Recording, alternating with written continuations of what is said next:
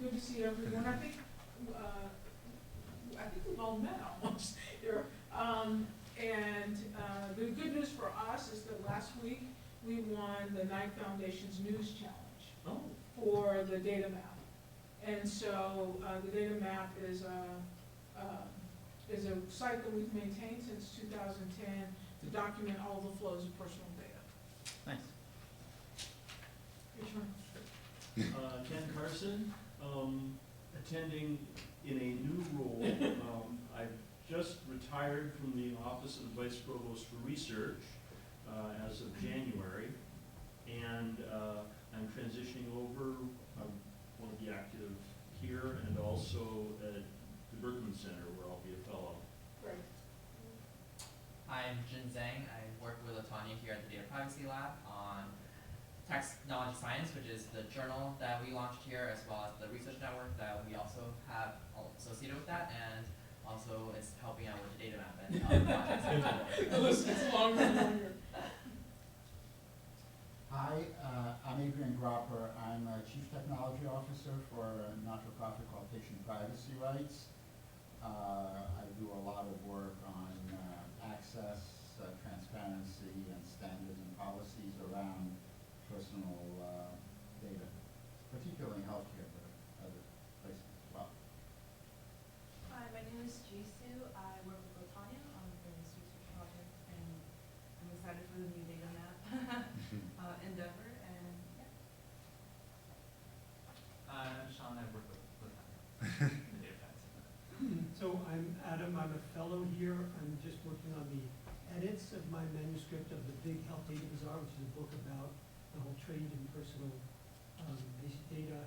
And February 1st today is the official publication date of my article outlining some of the stuff in Scientific American. So the print issue is out now, the online edition was out last week. That's good. All right, I'm Dave Choffnes. I'm an assistant professor at Northeastern. My research is generally in networking and distributed systems. I think most of you were here last time when I talked a bit about some of the research I do. But today I'm going to focus just on the privacy part, kind of the part that I wanted to talk about more, but I couldn't at the time. Yeah, I'm happy to be here and excited to share what we have with you guys. And so Bob, you want to introduce yourself? I'm Bob Gelman. I'm a privacy consultant in Washington, where I'm watching the snow melt. We're enjoying summertime. Yeah. Yeah, I mean, night and day compared to this time last year. I think we had like 2 or 3 feet at that point. I had canceled already 2 of my classes for blizzards. This year everything's on track. It's great. Yeah, I nervously wore my spring jacket. I was like, this is really good. Like, it's not gonna work. Yeah. So I guess why don't we go ahead and get started, David? Okay. All right, well, thanks again for having me. Last time I didn't have the luxury of slides, so. If you're going to stand talk, could you just take the microphone off that stand? Oh, yes, Do you want me to we're talk recording. into it, or? Yeah. Okay, I can just like point it at me, or do you want me to actually hold it? I think, Sean, would that work? If you I'm pretty loud, I don't know, am It I should- coming out okay? Is it working? The mic dots are going across. So can you hear it? Can you hear it? Well, I can hear it without it, so it's hard to. So. Just a moment. All right. You know what I'm saying? I'm used to just talking really loudly wherever Yeah, I am, exactly. so. My usually I've- family's like, don't lecture. It's like, I have 70 students this semester, so it's a big room, and there's no mic, so I'm used to just talking loudly. Can you speak into the mic for a second? Hello.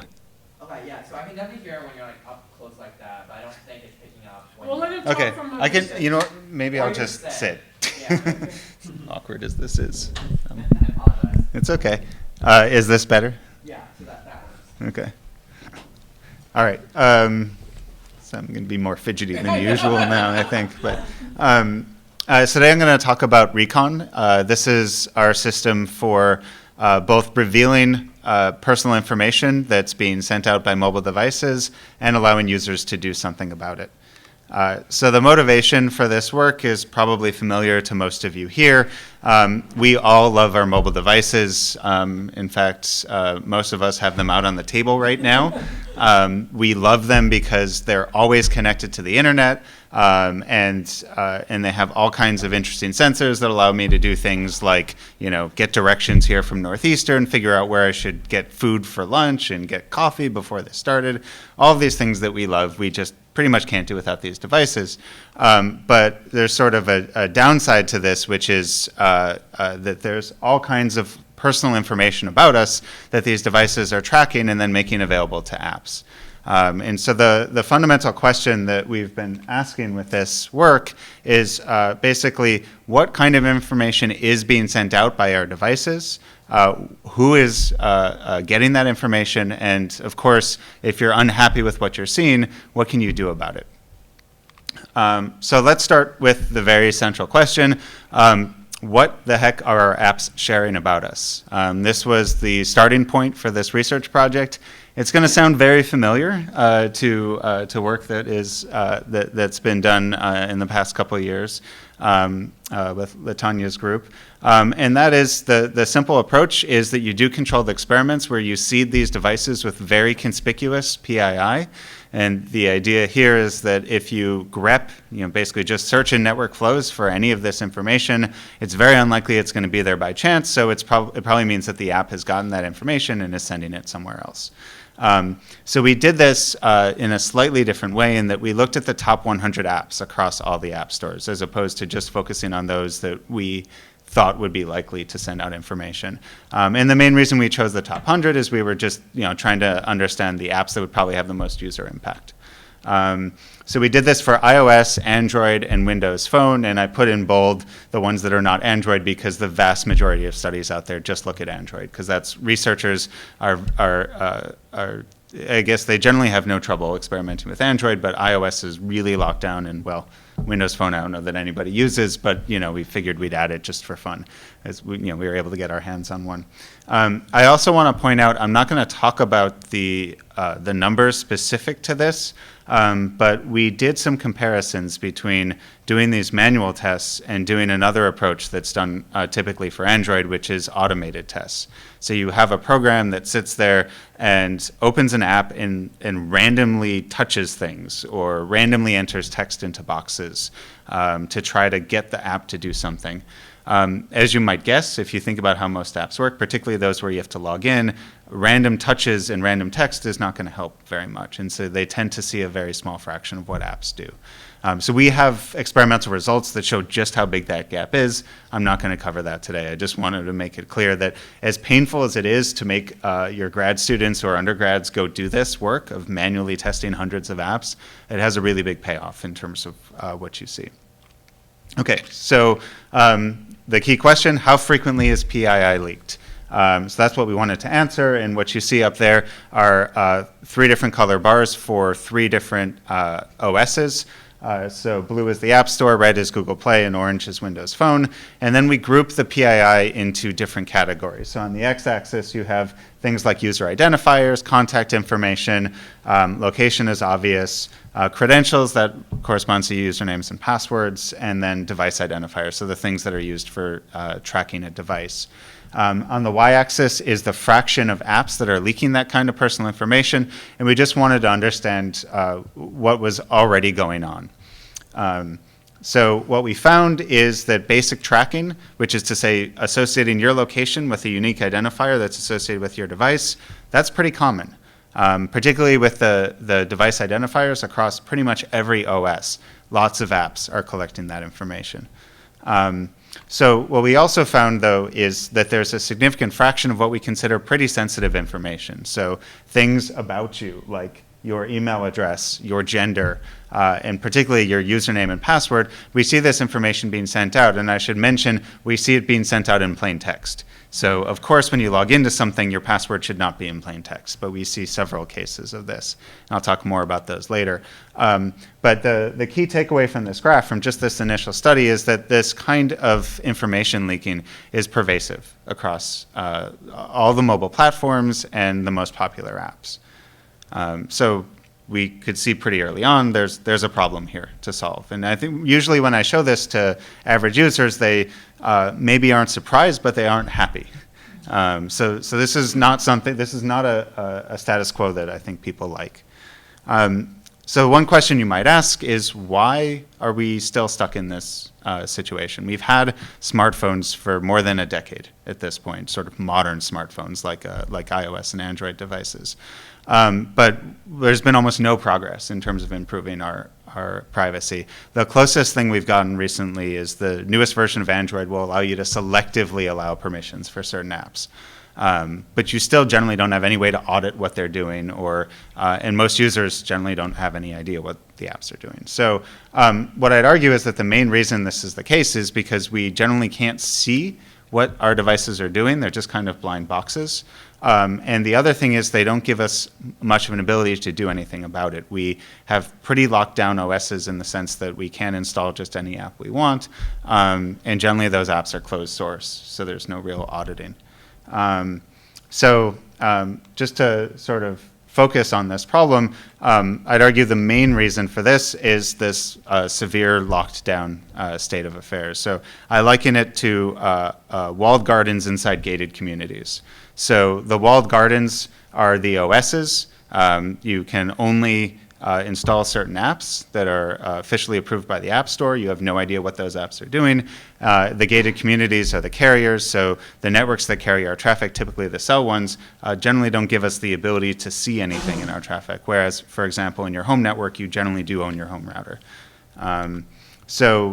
Faced with this problem, basically, if you were to try to solve this at the operating system level, so build a new mobile OS that gives you better privacy, the problem is that OS vendors don't want this. And it's not that they don't care about your privacy, it's that they care about other things. So, for example, when I was speaking at Microsoft Research and I told them I wanted to add a feature that includes a measurement for network performance, something I thought would be interesting, they said if they were to go to their OS developers and tell them that, they'd say, how much energy will it cost?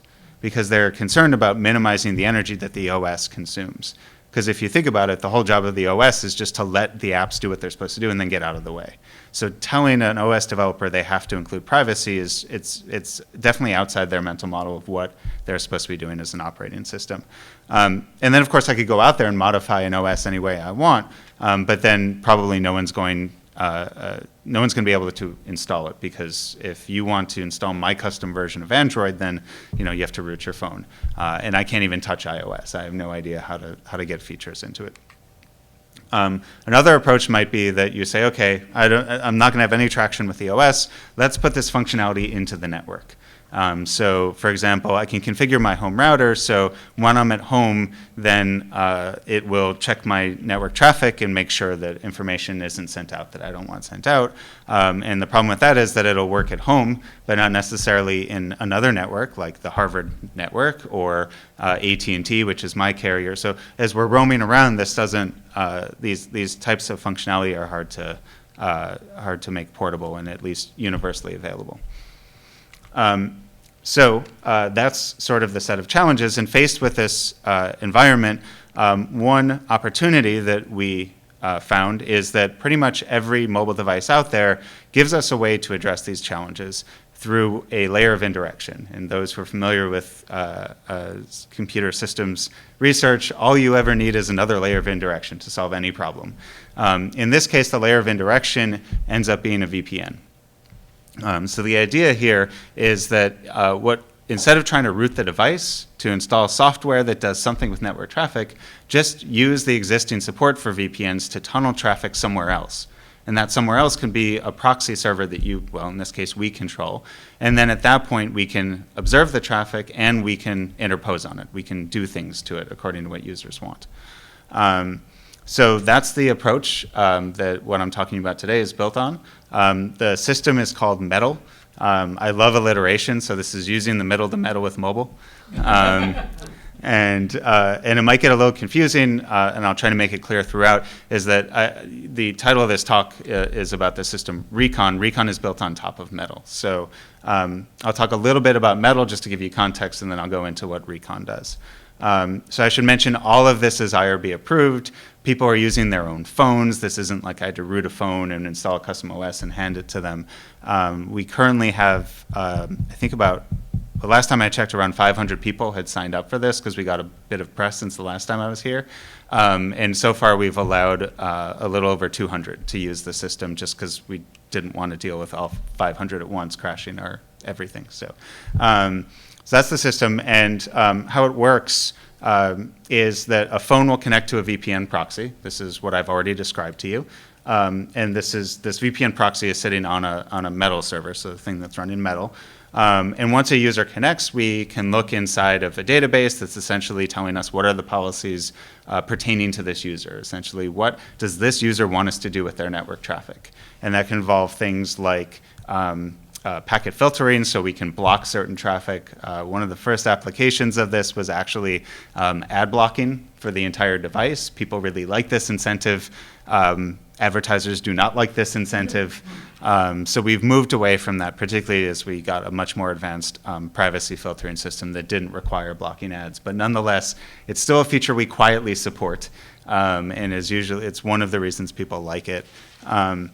But there's other things that we can do, including inspecting traffic for personal information. Yes? Just a quick question. Does 100% of the wireless traffic on a mobile phone go through the VPN, or does the carrier have access to it separate from any part of it separate from the VPN? So my experience is mainly limited to iOS because that's what I use I dog food this, I run this every day. So I've noticed, for example, that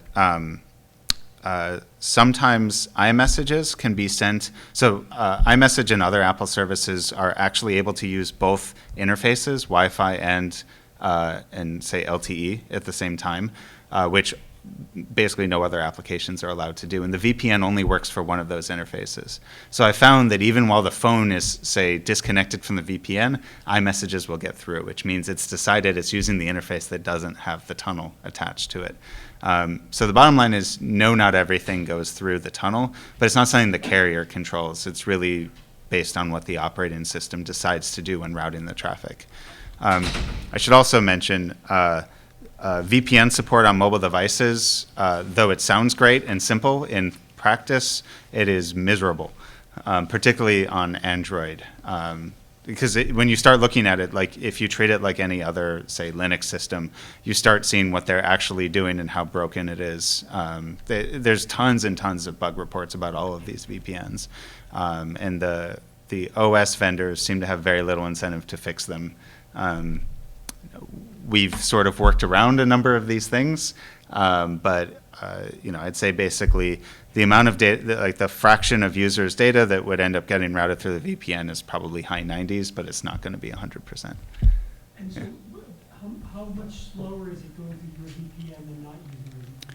Great question. So a question relating to performance. We've done a bunch of tests, also not in this slide deck, but so we are using a cloud service. We're using Amazon EC2. Those servers are located in Virginia. I believe still most traffic, for example, from AT&T, regardless of where you are in the eastern seaboard or northeast corridor, is routed through New York. So we're talking about like an extra 10 milliseconds out of the way from where the data egresses into the public internet. So relatively small latency difference. The other thing, though, is that most of the services we use are already running somewhere in the cloud. And the EC2 location is co-located with a bunch of other cloud providers. So generally, the penalty is basically zero in that it is already on the way to a lot of the services that you're already using. I can tell you in my own experience, I don't notice latency differences because, 10 milliseconds, most humans can't. I don't think any human can claim reliably to tell that difference.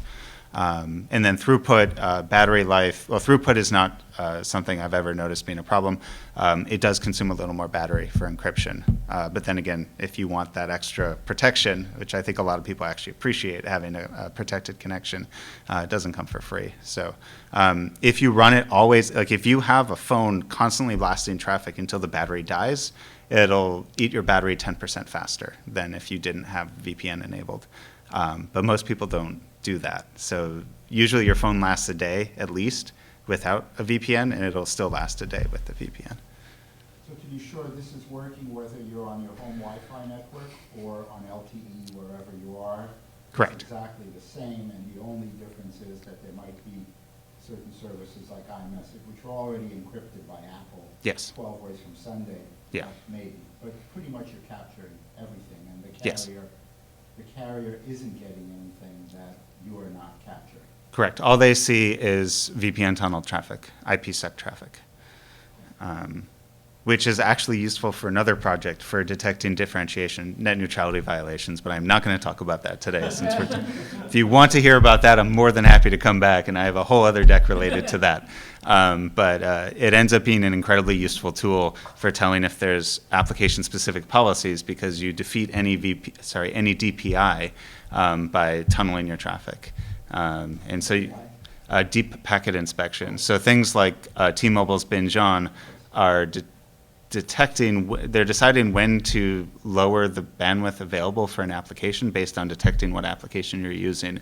And so we actually have a bunch of research ongoing right now just showing how much they're violating net neutrality, but we're, that's still under development, so we're not saying anything quite yet, but we're definitely finding some interesting things.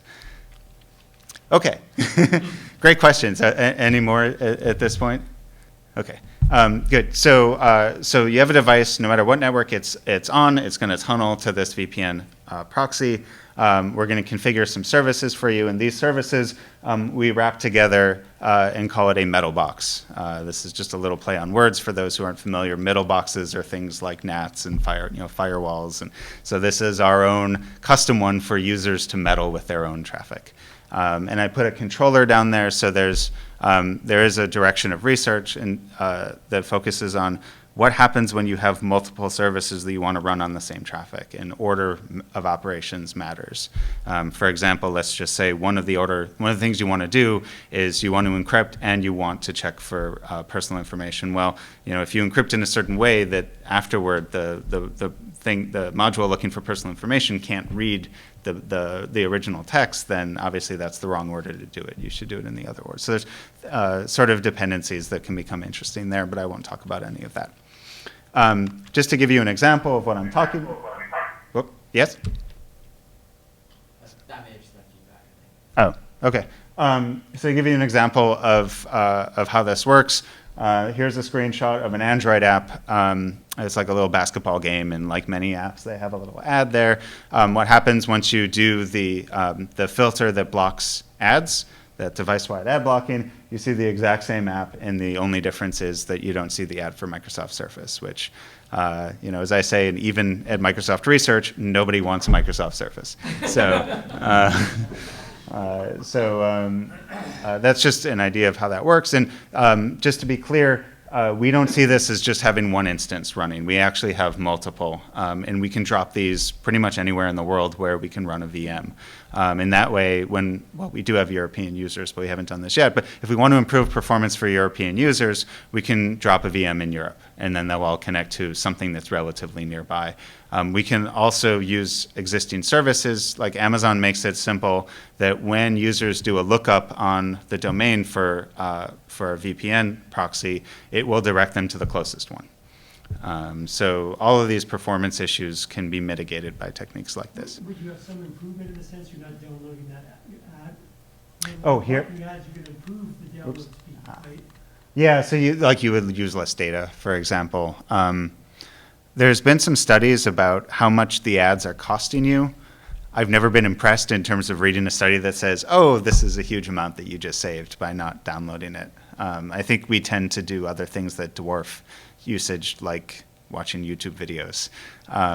But yeah, in theory, it would improve performance if there were say you're loading web pages that have dependencies on ads, and if you just turn that latency to 0, that would definitely cause the page to render faster. Yeah. I missed what the last thing you said before I even asked the question Mhm. about the routing by Amazon Web Services. What Yeah. was that about? So they have a service called Route 53. So we can use one domain name to access, for basically when the device is going to connect to the VPN, you, instead of giving it an IP address, you give it a name. When that DNS lookup happens, it goes through Amazon's service, and Amazon will look at the user's IP address. I assume that's generally what they're looking at, and decide which of the proxies that we're running is the one that's closest to them. In different zones. Exactly. Okay. Because he's using their VPN. Yeah, but they actually support non-EC2 VMs, and I'm not entirely sure how, because I'm not sure that they can get the right measurements to give you an optimal selection, but they say that they can support others. But I'm generally speaking from the model where, say I have a VM in each zone, and Amazon's going to map the user to the right zone. And so there's only a single SSL certificate that's also mapped across all of the different VPNs when they do that? No, each user is given their own specific credentials. So the server, you're right, would present its own. The server certificate would be the same. The public key would be the same for everyone. And then each user is given their own credentials to access their own cert to access the VPN. But yeah, it's definitely the case that for this to work, all of these instances would have to share the same cert with the same name. Without that, the authentication would fail. And you only use the Amazon VPN so far, or have you tried Microsoft? We haven't. We do only use Amazon so far. We've also run local instances where it just runs on bare hardware. I got a bunch of Google Cloud credits for the net neutrality work, but they apparently support importing AMIs. So I've asked a student to eventually look into porting that over. Also, so I don't have to pay Amazon money. But I just haven't done that yet. But there shouldn't be a reason why there's any problem with it. The only issue we run into is something like Planet Lab or MLab. They have a certain, basically Linux image, and you can't modify it to a certain extent. Like their networking stack doesn't support VPNs. I see. So I couldn't, I would have loved to just run this Yeah, for that would free be over kinda that. cool, yeah. But there's also potential issues with, I like the notion of having an Amazon account I pay for, and it's not on anyone else's infrastructure except Amazon, who presumably guarantees that they won't try to steal your data. Whereas with Planet Lab, it's a less constrained environment that would worry me a little bit more. But it should work in any cloud service. I just haven't tried yet. Just another quick question. Yeah. So if I have a VPN server, like another server, running in Yeah. 2 different Amazon instances, Mm-hmm. I have the same private key in 2 places. Yes. Can you repeat questions? Just they're not coming through. Oh, okay. People are speaking from the mic. Sorry. No, it's fine. So the question is related to the key management for credentials on various instances of these VPN proxies. And so the answer is, for this to work, the private keys need to be distributed to every host that's running the same service. So that's the situation where we run it in a cloud. I've also talked in sort of side conversations about how this could be packaged up on a device that runs in a user's home network. Like you can plug a Raspberry Pi into your home network and just always tunnel your traffic to your device. And maybe when you're in Europe and home is here, you have some performance penalty, but your data doesn't go outside. Your data stays within your network on a device you own. And that's a model we're very interested in pursuing, particularly when it comes to man in the middle SSL connections, which we don't do right now for user traffic. We just do it for our test traffic. Okay, all very good questions. I don't think I've ever spent this much time on this slide. This is great. You guys are very interested in the nuts and bolts. So there's a lot of things we can do with metal. And as I mentioned earlier, I'm just going to talk about one of them. I'm just going to talk about privacy. If you're interested in net neutrality, we have a paper about that. When it comes to basically identifying malware, or there's offloading app functionality into, say, a metal box, those are things that are more ongoing, so I don't really have too much to report. Okay, so coming back to the central problem that we're investigating here, now that you guys know what metal is, the question is, given these tools available, how should we detect personal information is leaking? That's really one of our main goals. And so there's actually been a lot of research into detecting information leakage. We are not at all the first people to come on the scene. And a lot of them focus on information flow analysis. So for those who aren't familiar, this essentially, you have a piece of memory that contains personal information. Every time it gets copied somewhere else, that piece of memory is tainted. It's marked in a certain way. And then if that piece of memory then gets copied to the network interface, then you know that information has been leaked. Maybe. And then maybe because there's a lot of caveats to this approach. For example, sometimes the marking is done at the page level. And so there could be a lot of false positives because though the page is tainted, it doesn't mean that, the actual information copied to the network interface had the personal information that at one point tainted that page. So that's one approach. The issue in general is it requires rooting a device to support it, which would be fine if it didn't also have terrible performance properties. Like you could not actually use a phone in general that has something like Taint Droid running. So that's sort of, I mean, it's good for research purposes if you want to investigate what's happening, not great for users. And I already mentioned another way to look at this is to look at the network. And one of the advantages we see there is when you move to the network, it's sort of the common thing that every OS has to support. So it doesn't matter what OS is running. In fact, you don't even have to touch the OS. And in fact, it's really easy to do, almost like too easy in the sense that the initial study I showed you was pretty basic. I mean, you just load a device with information and then you search for it in flows. But the key question is that what happens once we move outside the lab? So, you know, I know how to grep for my information, some of it. I don't know what my advertiser ID is on my phone. And there's a bunch of other information that may be gathered about me that I actually don't know. So the key question here is if we want to extend this approach of inspecting network traffic to identify information leaks, how do you do this when you don't know what the information is? So that's our key problem, is automatically identifying information leaks. And the hypothesis we have here is that when your data leaks out in the network, there's going to be something distinguishing in the network flow that indicates information about you is in this flow. So let me give you an example. You might see something in a network flow, like just HTML encoded text that says user equals recon.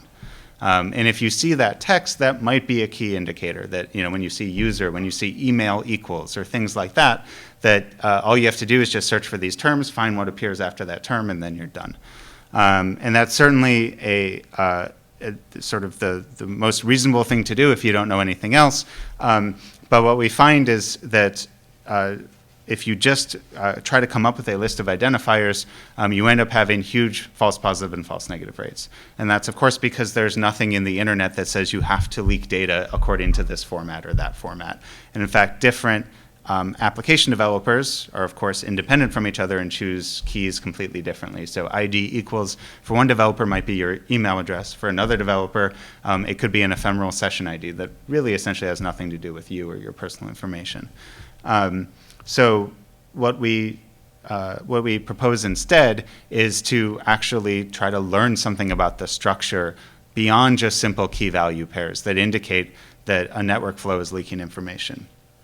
So, yes? I understand the false negative. How would you get the false positive? Like if I saw that string, how would that be a false positive? Right, so it could say, you could see a string that says user equals foo, where foo is, I mean, I can't remember off the top of my head, but I've gone through so many examples with my student where it's like, oh, this should be this other thing, but it's not at all. And so that's the false positive is you say, every time you see user equals, that is the username.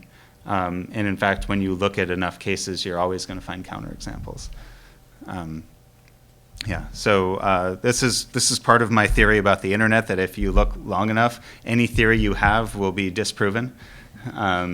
It is sort of an environment where you expect the unexpected. And if you think about it, these are just random human beings that are coming up with formats for whatever they're sending. And not surprisingly, the output is somewhat random. But nonetheless, there is hope.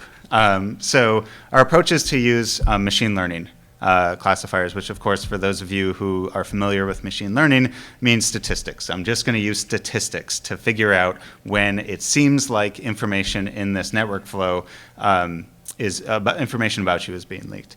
And one of the nice things about this, when we talk about learning or a machine doing it as opposed to me and my student, is that it doesn't require anyone to know what the information is in advance. It should just work. If you do it properly, it should work out of the box for anyone. And the other nice thing is, let's say that user equals recon, like user equals is the right identifier for an app at a certain point in time. Well, we've seen over time that those formats change. And as I'll explain with the way that we design this system, it's adaptive to changes over time. So essentially, there's a continuous learning process that once we know, essentially we have guessed correctly and a user told us we're right, that was information that was leaked about you, we can use that to identify other cases and then retrain our classifier appropriately. Okay, so high-level overview, what recon is. First, we have this machine learning aspect to reveal personal information, and what's really small up there is just a flowchart of an offline and online learning phase. So the offline part is our ground truth data where we train our system. The offline part is applying the classifiers that we learn from offline data to users' flows, and then there's a user feedback component where they tell us if we're right or wrong, and we feed that back into the classifier. So once we've accomplished this, sort of built this pipeline, we put it on top of Metal. And so that's where the software middle boxes or metal boxes come up. And there, the key things we're doing is using Metal to inspect traffic and make predictions about information leakage in real time, and then also interposing on those flows. So blocking or changing content in them according to what users want.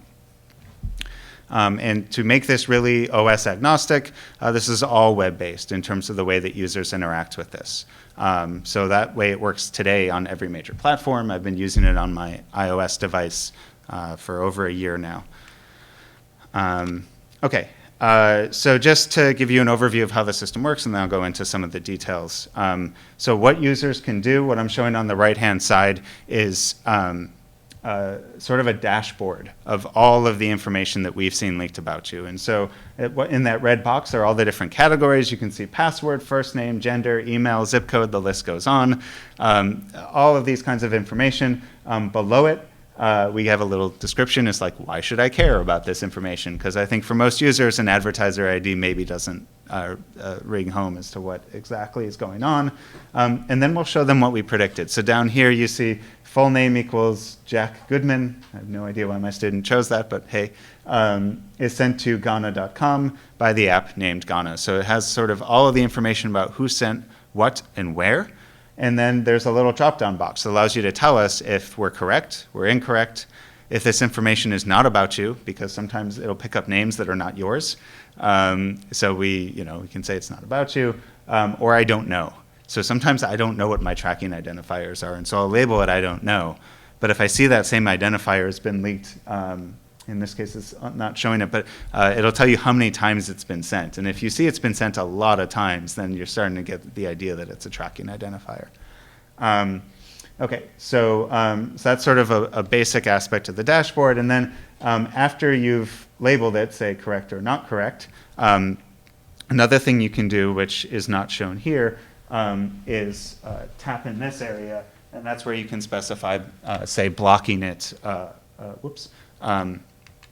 blocking it or modifying it so that instead of your name, you could use someone else's name. So every time there was a flow that would have leaked your name, it just uses this, anonymous name. So that was, we're experimenting with different UIs. We are not HCI experts in any sense. We're just doing things that we think make sense, but at the same time, we're trying to do things that will somewhat creep out users to get them to care. So one thing is like when you see your gender or say your password being sent out, that certainly rings home. It's actually happened to me where I was using a website and mobile browsers are not so great at indicating when you're about to send a password in plain text. Well, it happened to me. And I was like, oh, that's great. And now I have to disclose this to the website and tell them to fix it. I actually need to go back and recheck, because they told me they fixed it, and then I checked they had not fixed it. So I wrote them back and said, no, this is not fixed, because they said, oh, this has been taken care of. And I said, no, it hasn't. So, oh, well, it wasn't taken care of yet. It'll be taken care of in a few days. Check back with us then. Anyway. Well, I'll give you an FTC email. Ah, that would be great, yeah. So this is an interface that I thought was fairly creepy, which is where they know you've been. So what we have on the map is a pin for every time your location has been sent to another service. And that way you can start seeing how they're building up a profile of where you are over time. And it'll even say, basically who received the data and at what time. And you can, my interface shows, pins all over the world as I go around to conferences and stuff. So generally when I show this to sort of average users, or I sort of do the my wife test, which is, does my wife think this is creepy? She's a social worker, not a computer scientist, and this was pretty creepy for her. So I thought that was useful. I don't know if there's any other tools or any other interfaces that would be helpful, and if any of you guys have some in mind, that's definitely something we'd love to integrate. Quick question. Yes. When you put up that display, Mm-hmm. it's different apps that may have sent your location Yes. for different points. Yes. Do you also have a way of telling when the same app knows that I've been in 3 of those? That's a good question. So the question was related to whether you can filter the locations by app so that you can see what each app specifically knows about you.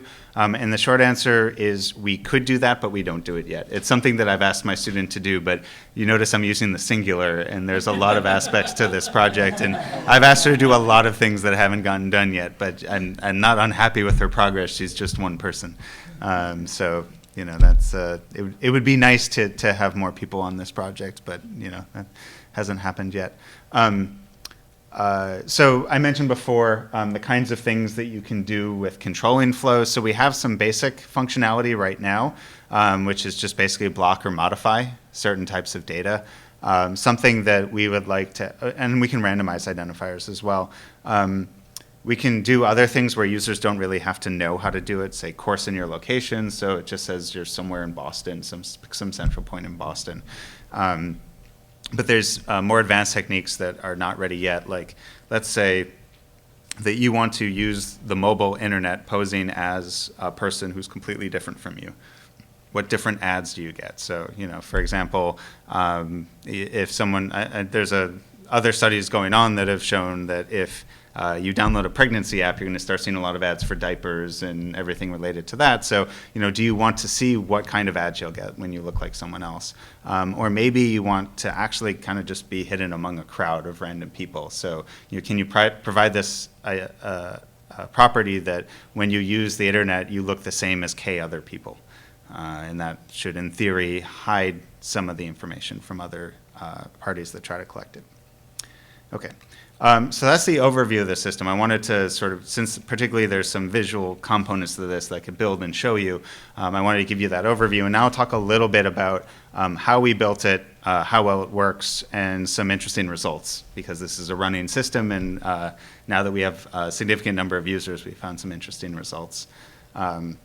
So the key challenge for machine learning in general is what classifier should you use? There's a lot of research on machine learning. I am not an expert in that area.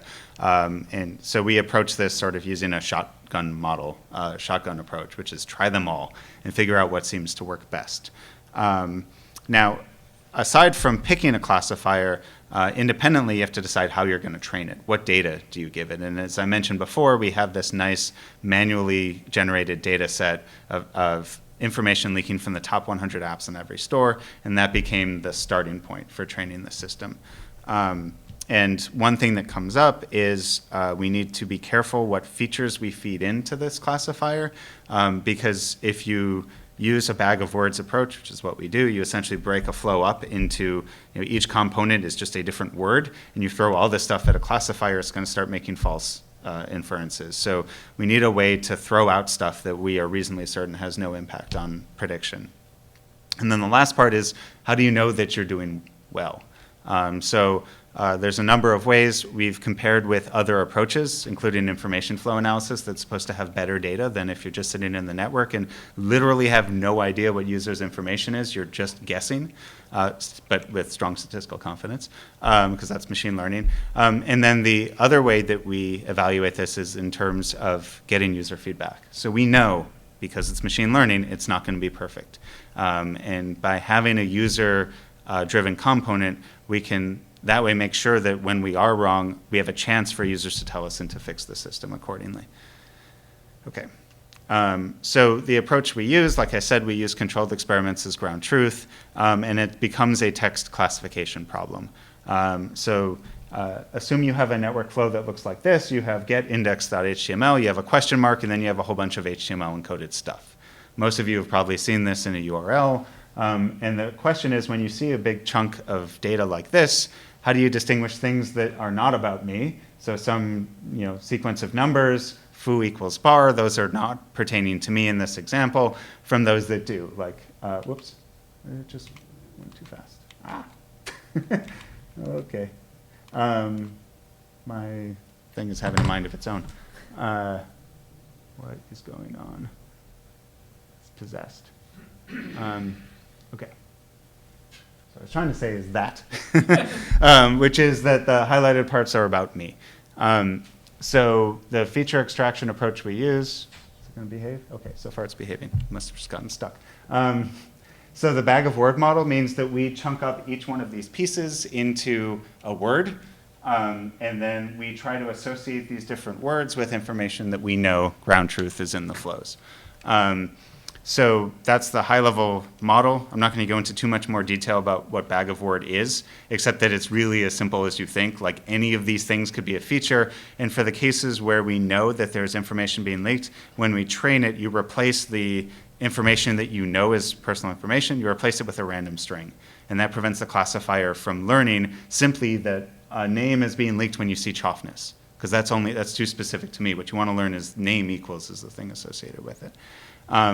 So we also do per tracker, basically per domain classifiers. So we could treat all of the data that comes into our system together and try to come up with one grand model of how information is leaked. But as I mentioned earlier, the identifiers associated with information coming from different developers tend to overlap in ways that conflict.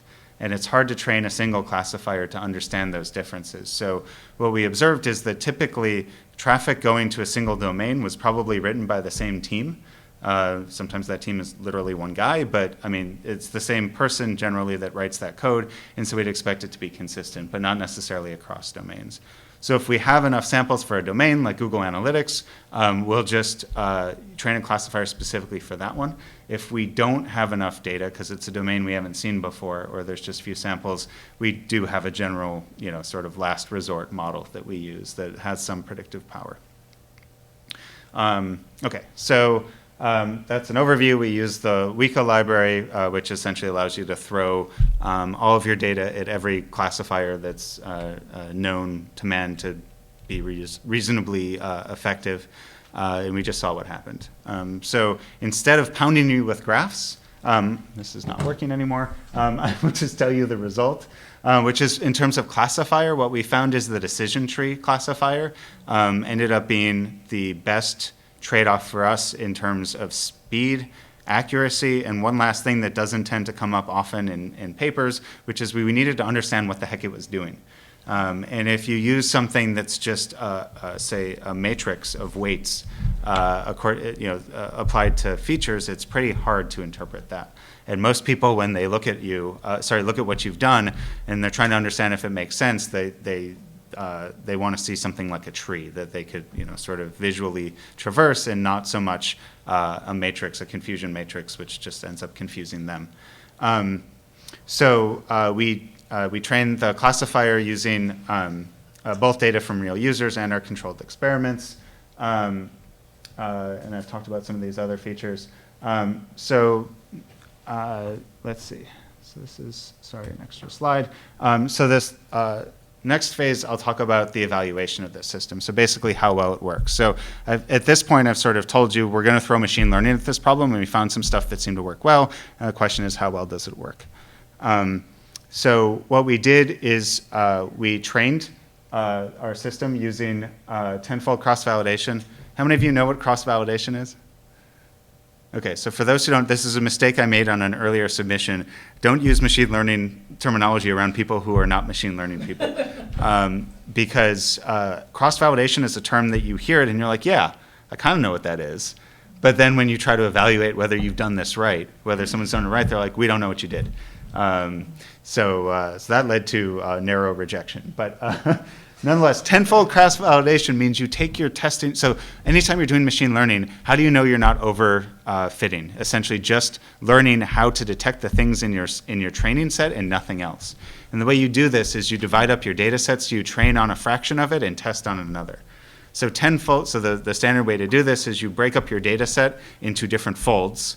They literally call these folders, which bugs me, but nonetheless, just think of it as 10 different random chunks, non-overlapping chunks of data. You train on 9 of them, and you test on the other one.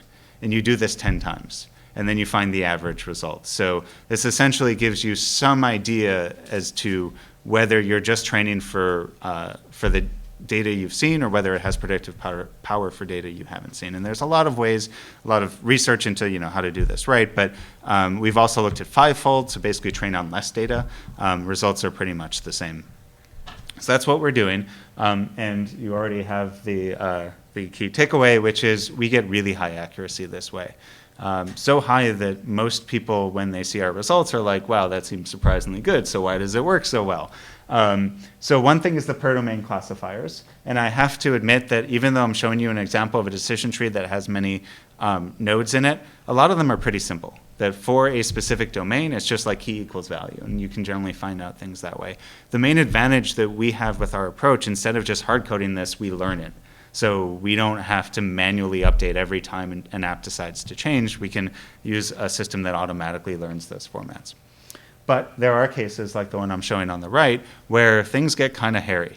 And this is one of our fun examples. So I'd say 2/3 of the time, it's just one node, so it's very simple. A good amount of the additional cases are just like a depth 2 tree. But here's like one of our deeper trees that's kind of interesting. In this case, it's a user ID that's being leaked.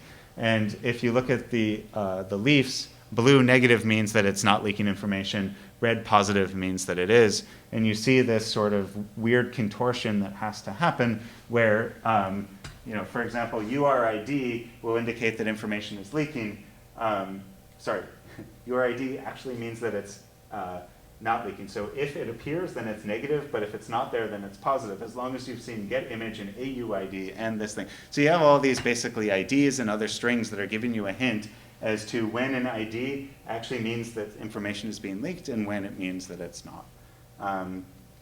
So I think basically one way of looking at the decision tree classifier is that it's learning examples and counterexamples and just putting them all together in a structured way. And it ends up, for most cases that we care about, the structure isn't that complicated and this works pretty well. So if you think about it, developers aren't really trying to hide what they're doing. And it's just a matter of using these decision trees to help decode a format that we don't know a priori. Okay. Really good accuracy, low false positive rate, low false negative rate. For the false positives, those are cases where users can tell us we're wrong and we retrain our classifier. False negatives are trickier because it's hard to know what you haven't seen. But that's where I told you before, if users tell us that we're right about something, we can actually search in all of their historical flows and find the cases we missed and then retrain our classifier based on that. And we've actually successfully done that to find thousands more leaks beyond those that we originally found. That's just messed up. PowerPoint has been giving me problems. Okay, so at this point, maybe I've convinced you that our system works well, but you might ask, how much better could it possibly be than what we already have? There's a lot of cases where you can make an argument that our system should not work well. And so one case is obfuscation. So a developer tries to hide what they're sending out. I can tell you we've done experiments on this and found very few cases of them trying to hide. This may change over time, but at least as of today, this is not a problem. SSL is another case, and in our experience, what we're finding is the kind of information leaking over SSL tends to be unique IDs, but not anything terribly interesting, with few exceptions. Although SSL is, I think, an important enough of a long-term problem that the man-in-the-middle approach I talked about, using devices that users own, I think that's going to be important. But as of today, we see tons of stuff in plain text. So right Yeah. now, none of that was using man in the middle, that was just in the clear? Only our controlled experiments used man-in-the-middle. Oh, wow. And a large fraction of that was in the clear. Yeah, so it's already out there. That's kind of the crazy thing, is that they're not really hiding it well, nor are they particularly protecting data. But that is, I've noticed over the past few months that changing. Like every time I open the United app, it used to be I'd get a location appear on my map of where they know you've been, and it stopped in November. And we man in the middle did and saw that now they're just sending it. They didn't stop sending my location; they just send it over HTTPS. Which is still in violation of their location services or location policy, when they're supposed to use it only when you're at an airport to identify what airport you're in. But that we haven't gone down that path of policy enforcement. Yeah. How can you tell what they're sending when they're using SSL? So the question is, how do you tell what they're sending when using SSL? And what you do is, well, in our case, we take advantage of the fact that when users set up our VPN to trust the certificate that comes from our server, to trust that we are the VPN server we're saying we are, they accepted a root certificate that we signed, a self-signed root certificate. So at that point, they trust our self-signed root certificate, which means that the phone also will trust self-signed certificates that we present on behalf of other services that we spoof, essentially, and sign with our self-signed root certificate. So essentially that means we can man in the middle. So a request comes in for, let's say, yahoo.com, and it's HTTPS. We reply and we say, we are yahoo.com. And then we'll get information, we'll be able to decrypt that connection, and then we'll be a proxy and we'll establish a new encrypted connection. So as you can imagine, we do not do this with users' data that sits on our, when we collect data that's part of our IRB approval, is we're not going to decrypt any user's data that's already encrypted. We do it for our test experiments. And I think that there's a middle ground where if we don't run the device, this is why I'm very interested in the Raspberry Pi model, if the user owns it, the user can set up man in the middle there. We will never see their data, but our software will be able to run on their data and be able to identify all that stuff and change it. Could do the same modifications. All we need is access to plain text traffic. Okay, and another thing is that our classifier might be wrong. So the way we evaluated how often this may be the case is we did some automated tests. So I already told you before, we're going to see a lot less with automated tests than with manual tests, but it's generally the way that all of these systems are compared. So we used automated, that's what Android folks do. And we also, we did intercept flows for these tests. It's on a backup slide, but if you have more questions about those details, I can go over them. So we use these information flow analysis, and they're supposed to be really high precision in that they'll have basically no false negatives, but they certainly can have false positives. And they are expensive to run, like they take a long time to run. So these are our results. So here, the dark blue is recon, and all of the other approaches that use information flow analysis are in those other colors. And so one thing you'll notice right away is that recon in general, actually if you sum up all of these bars, is detecting significantly more PII leaks than these other approaches are. And one thing that comes up, for example, user identifiers, we see all of them. Well, that's because Taintdroid generally doesn't know what a username is when you have to enter it in a text box, for example, in an app. That's not something the OS controls, so it's not tainted, so that's it, they can't do it. In other cases, things like contact information, they tend to be much better at identifying that than we are. And what's kind of interesting about this, I already told you before, we can retrain recon based on what we missed. So we went ahead and did that. And with almost no exceptions, there were a couple, with almost no exceptions, we find everything that they found once we've retrained. So we actually see this as apps evolve and say start using obfuscation. This is a great way to retrain our system because it's a very costly approach for users to run, but we can run it automatically and then adapt our classifiers based on what we see. So we see these, basically what Recon can do is take the best of all available approaches to identify information leaks and then train the best classifier on that data. Okay. So I'm almost done. I know you've been listening for a while, and I appreciate your attention. Now the fun part, the results from a user study. For me, at least, this is the fun part. This is where the rubber meets the road.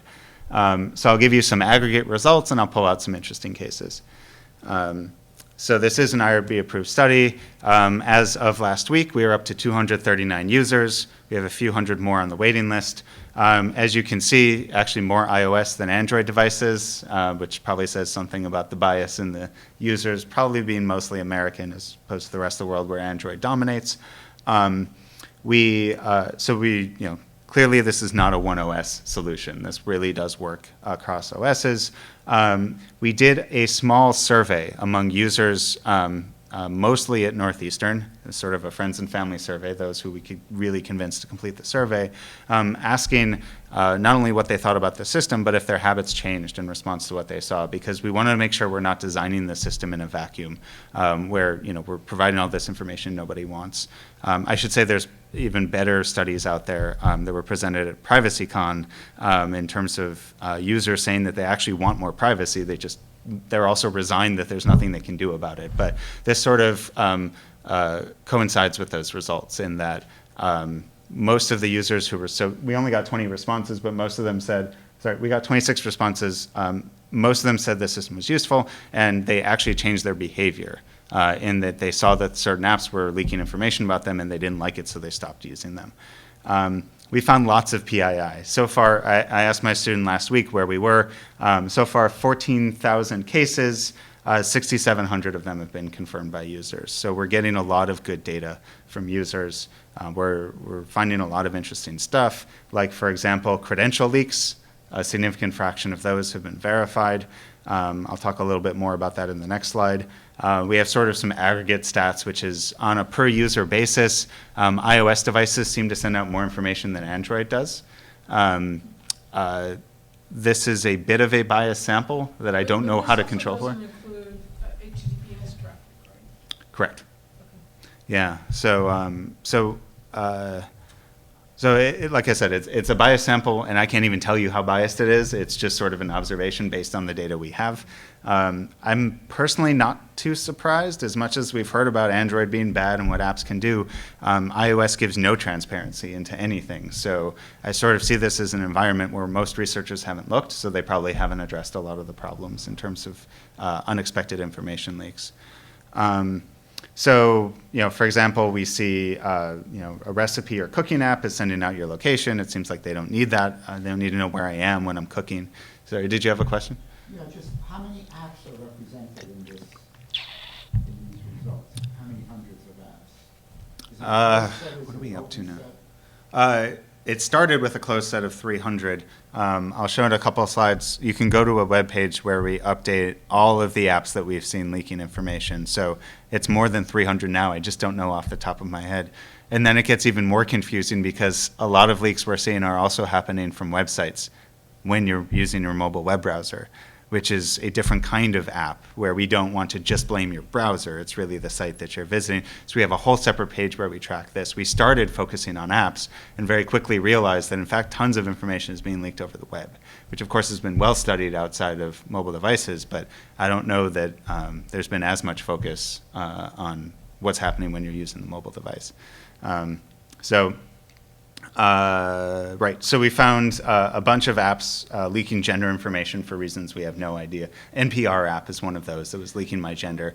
I've since, Apple came out with their news app, sort of central aggregator of news, and so I switched to that. I haven't used NPR for a while, so I don't know if they're still doing it, but they were doing it last May. And we see, very depressingly, passwords being sent in plain text. So this, of course, is a major security problem. There's been 16 different apps that we've identified as doing this, and we've contacted the developers. Some of them are used by millions. There's one I can actually disclose today because they fixed it. They just didn't tell us. There's another, there'll be public announcement on Friday.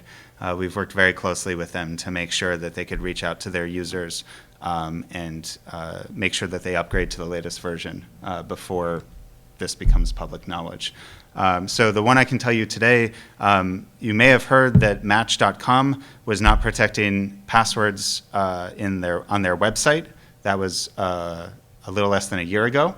And this was close to the time of their IPO, and so, of course, they scrambled and said, okay, we fixed it. But it ends up that their Android app never got fixed. So we contacted them and let them know. It took them about a month to get back to us, and they said, sorry, this is taking a while because of the holidays. It's taking us a while to fix it. And I was just checking on it yesterday and asked my student to retest, and it ends up that they have fixed it.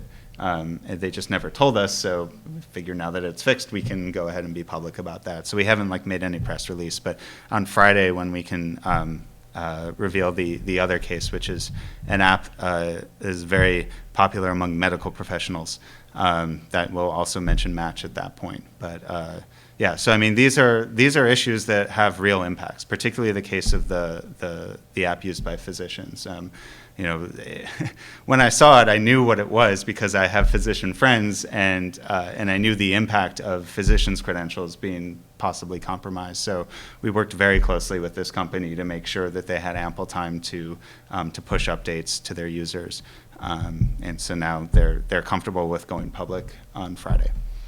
So we've learned some things along the way. The responses we've gotten from some developers are funny. So one of them, like the company I was just referring to that'll announce the vulnerability on Friday, they were very thankful, and particularly for the responsible disclosure part of it. So that's sort of a lesson, let's do the right thing. If you're a researcher, don't just put it out there so you can get press. We've wanted to have press for a while, but let them fix the problem first so that users aren't hurt. There's another case of a messaging app, and so they did secure their login, but then when we told them, your messages aren't even being encrypted, they said, well, we don't claim to be a secure messaging app, which was like, okay. If the NSA is saying we have problems reading people's messages, that was not going to be a problem for this particular app. I don't know that users are aware of this, but that's what we've learned. And another developer I spoke with last week said actually sending passwords in plain text was intentional. And the reason why is because their service was developed before there were smartphones. And for those of you who had phones that were not smart but used the internet, there was something called a WAP proxy. So your phone didn't have a browser. It had something that could read specially formatted text that was translated by this proxy. So it would take normal web content and make it something that could appear on your screen. And of course, if your content is encrypted, it can't do that. So they had to keep an insecure login, which they maintain currently. But as I pointed out to this developer, that doesn't explain why your Android app doesn't support HTTPS, because Android does. We say, well, as it happens, as a matter of fact, we were about to release a version that fixes this issue. Do you want to beta test it? So they did send it our way. I assume it's fixed. I haven't actually checked on my student with this, but she's looking into that. So those are some of the fun cases. A lot of them just give us silence.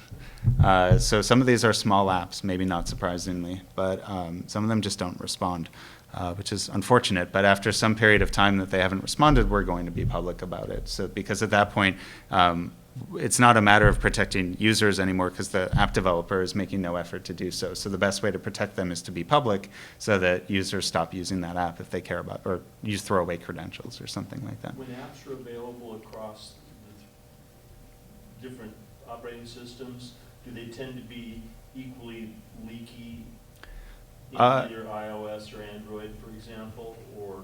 So the question is, when you have the same app across different stores, do they leak essentially the same thing or not? So I'm repeating it for the mic. So the short answer is it depends. So we did that study.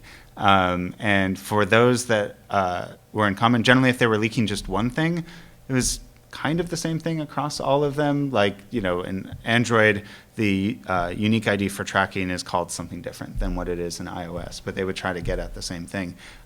In other cases, they weren't, one collected location, the other a tracking ID. Like, there was no rhyme or reason to it. So generally what I'm seeing is that the development teams for the different OSs seem to be different. It's not the same person that does the iOS app, the Android app, and I guess Windows Phone app, if that is anything anybody does, but they seem to be separate. But that seems to indicate then that they're not they're leaks as opposed to grabs. I mean, if there was purposefulness about it, then maybe you'd see more consistency across. Yeah, that's a good point. So maybe the question of why there's this difference and, what are they doing? I think it's hard to ascribe any particular reason behind it or lack of reason. One thing to keep in mind is most of the leaks we see are going to trackers. So in that case, it's not necessarily the app developer who's written the code that can collect information. What they can do is decide what information is made available to the tracker. And so it's hard to say whether it was with intent or sort of unawareness, because the app developers install these libraries generally so that they can display ads and make money. And it's not entirely clear that they know what they should or should not do with users' information. So basically my answer to that is I don't really have a good answer, except that it may not be so simple. Probably for the discussion side, but Yeah. have you thought of how the different ad blockers, how you could do a consumer reports for ad blockers based on this technology? What do you mean by for ad blockers? Well, there are now, 5, 6, 8 different ad blocking plugins that Yeah. go into Firefox. Yeah. And I've not seen a good review. Of how effective they are? Or, okay. Yeah. So could we use this to look at the effectiveness of different ad blockers? Possibly, though I should caution, we train this system for apps, and we didn't train it specifically for web, which means that if we were to try to apply this to ad blockers, which are running in web browsers, we'd probably want to retrain specifically for web to get a better sense of what they're leaking. Because this is a study that we have ongoing. It's just like a fun little idea we have an undergraduate co-op working on, which is, say you have the same service, Facebook. You can go on your phone and use their app, or you can go to their website and access the same service. Which one is better? Right. And there's a lot of ways you can define better in terms of tracking, performance, things like that. So we're doing this head-to-head comparison, and the first thing that came up is, we train this for apps, not for web. So we have to go through and manually validate, basically manually identify various types of information that we may not be finding automatically for web, retrain the classifier, and then with that, do a much larger scale analysis. So the short answer to your question is yes, we could do that, but no, we can't do it yet. Or I don't think it would be very effective yet. We do find stuff over the web. It's just, I don't know how effective it is because we didn't evaluate that. Did you have a question? Definitely more for the discussion side. But Okay. I've noticed I do have this X privacy thing running and a couple other. I'm sure you've looked into them on my Android. And Mhm. I don't know if you noticed this, but when you are particularly spoofing data or trying to specifically lock down some of the system calls the apps are putting up, do they ever kind of respond and crash or do any behavior that was from the security side then trying to stop you from kind of messing with them? Because I've been at war with Snapchat on my phone for the last 2 months. They've been having the security team basically check your device for root, and you have to get around that. And Oh, wow. When you're trying to spoof your location, they'll try to detect that as well. So there's some apps out there. So it's certainly the case that there are apps that are a bit more adversarial in terms of what information you're providing. Honestly, we haven't gone down that path. That's what sorry, I should rephrase. We're only just starting down the path of what happens when you change information in certain ways. And it is certainly the case that changing certain things breaks apps and other things have no effect, or even maybe makes it better from a user perspective, like you don't see ads.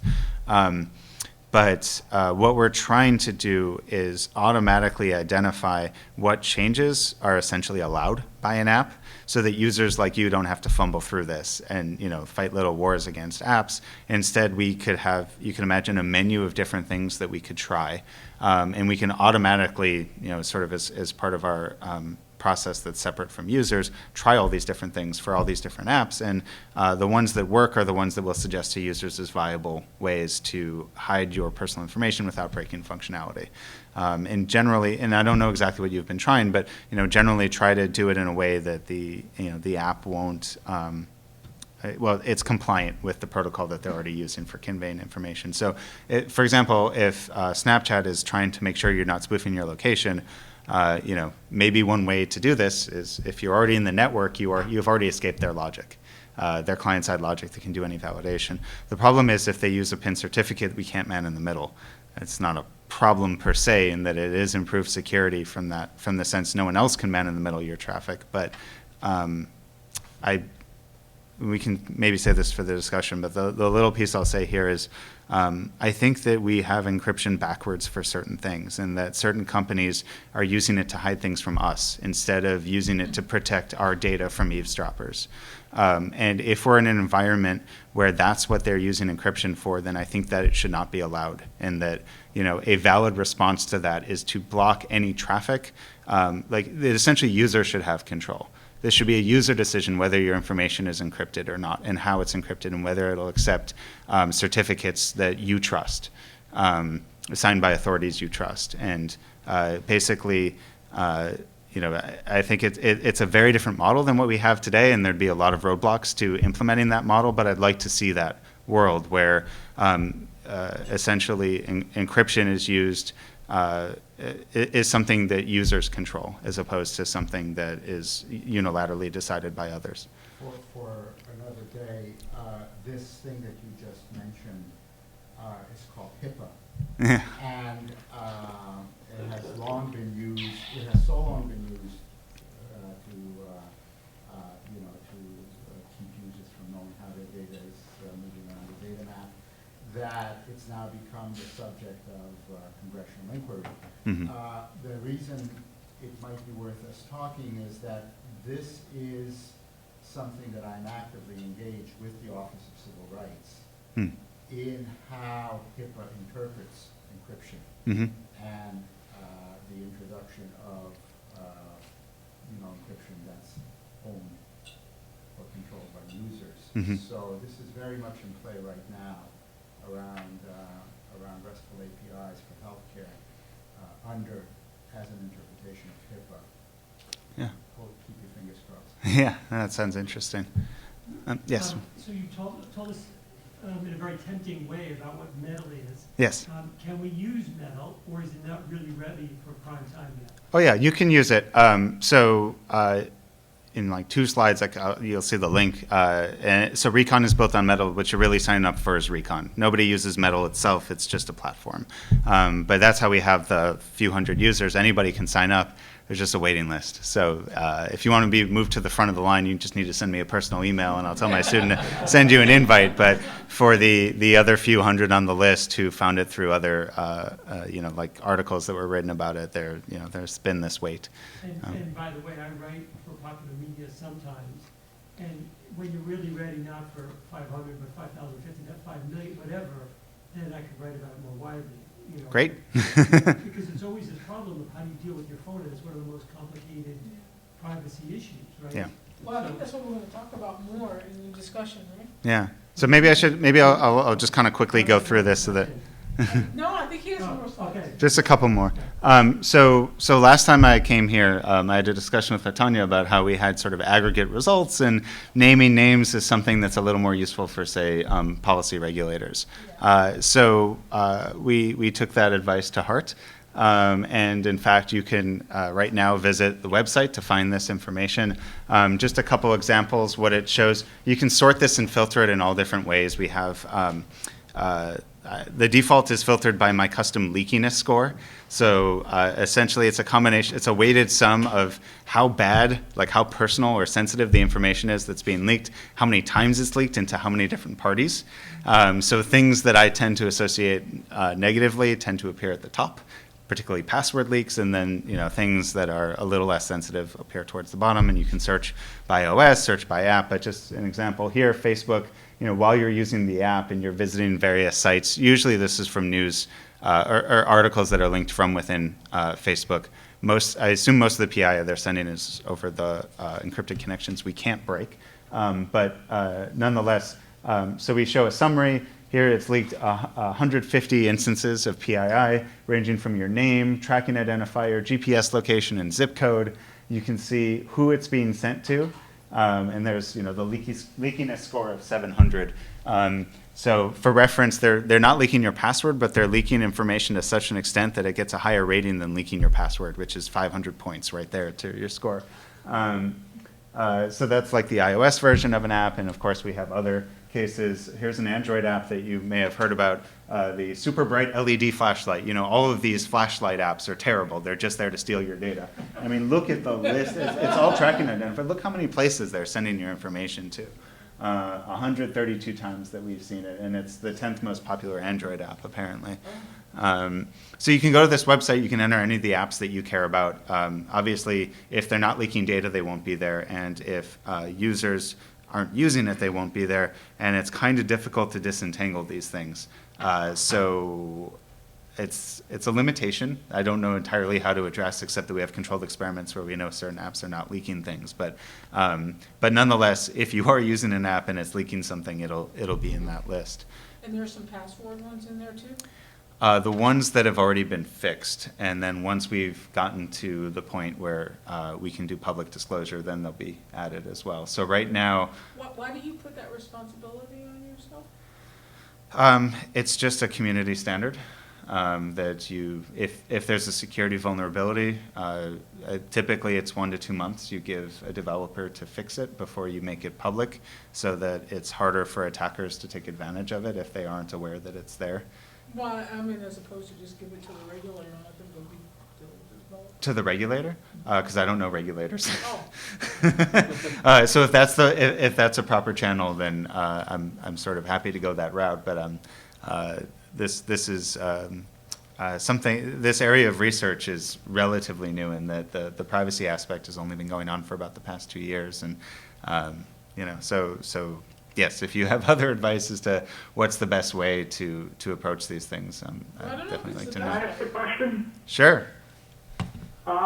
It's along the lines of what you're just talking about. If these apps are leaking passwords in a way that others could capture the passwords, Yep. then the question is, do you have a security breach under state or federal security breach laws that these companies are not complying with? I'm not sure you have an answer to that, but it's an issue that someone ought to think about. Yeah, I don't have an answer to that. I think it's a great question, to repeat for the mic, whether there's essentially disclosure, a breach, laws pertaining to breaches of user information at the state or federal level. So as I'm fond of saying, I'm not a lawyer, and so I don't know that, but I can tell you that the company that I've been working with, who's going to disclose the problem on Friday, there was a lawyer present for our first conversation, not for me, but to make sure that they were doing the right thing. So I'd like to think that at least they are doing the right thing. I can't tell you how crazy the range is of responses from developers. Like I said, from silence to sort of being flippant to saying this is actually expected behavior, to then the case that'll be released on Friday that says this is actually a serious problem and we're taking this very seriously. This is I started looking for personal information leaks and then sort of stumbled into a major security issue that keeps coming again and again. So and I've been following general responsible disclosure practices that I'm aware of, but if there's other ideas that you guys have or advice, I would love to hear it, because I'm sort of learning as I go with this. Well, I can second what Latanya said slightly differently. I found that when I get silence or delay when I talk about these things with corporations, if I mention the fact that when they stop talking to me, this will go to the Office of Civil Rights specifically, they answer immediately. Yeah. So it's not that it's important to have that in your, if you just don't want to waste your time and their time. Okay. The other thing too is, whether or not it's a violation of their privacy policy or the terms of use, because most of the privacy policies or terms of use will say that they take security practices or the current practices or whatever. And so Yeah. these turn out to be violations in that space too. Yeah, that I makes sense. personally like the higher profile approach, but that's just me.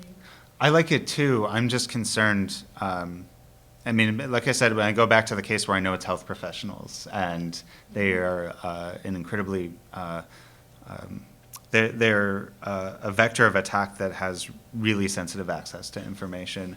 I don't think it's in anyone's interest for me to disclose a vulnerability publicly before they fix it.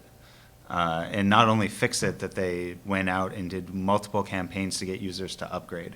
There was this guy has promised Well, I to. think in their case, they're not worried about you, and they're not necessarily doing it for the reasons you say. It's just that they have to adhere to HIPAA, and they're afraid of the Office of Civil Rights using them as Yeah. an example, which could easily be in millions of dollars of a fine. Yeah. So, Could I suggest 3 magic words to get their attention? Class action lawyer. yeah. Yeah. So Well, wait a second, and I actually think that if you did have these high profile, either because the Office of Civil Rights issued a big fine, FTC came after them on privacy policies, or they were found in violation of the breach law, that all you need is one of them to be one of these big cases, and the entire thing will go away, because all of a sudden, all the app developers and their libraries will change. And it would be far Hopefully. more effective in terms of a overall approach. I mean, it sounds a little funny, but anyway. Yeah, I think that we're generally in agreement. I think that essentially, I'm not going to be quiet about these cases come Friday. We are going to blast this for all it's worth, and it'll say, date disclosed, date fixed, and then date, disclosed. Yeah. Date disclosed to the developer and date publicly disclosed, as well as when they fixed it.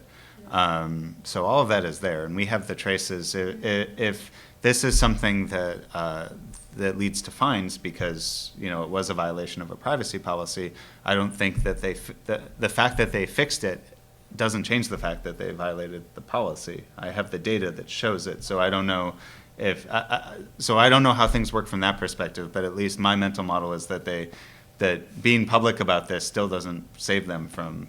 It doesn't change the fact that they did something wrong. But you would know more about this than probably everyone here would know more about this than me. What would be your view on that, Bob? Yeah, I think it doesn't matter. It doesn't matter that they fixed it. The problem in a legal case is proving damages. And that's always a significant problem. So you leak my password, have I been harmed by it? Right. And that's usually a major bone of contention in any kind of litigation.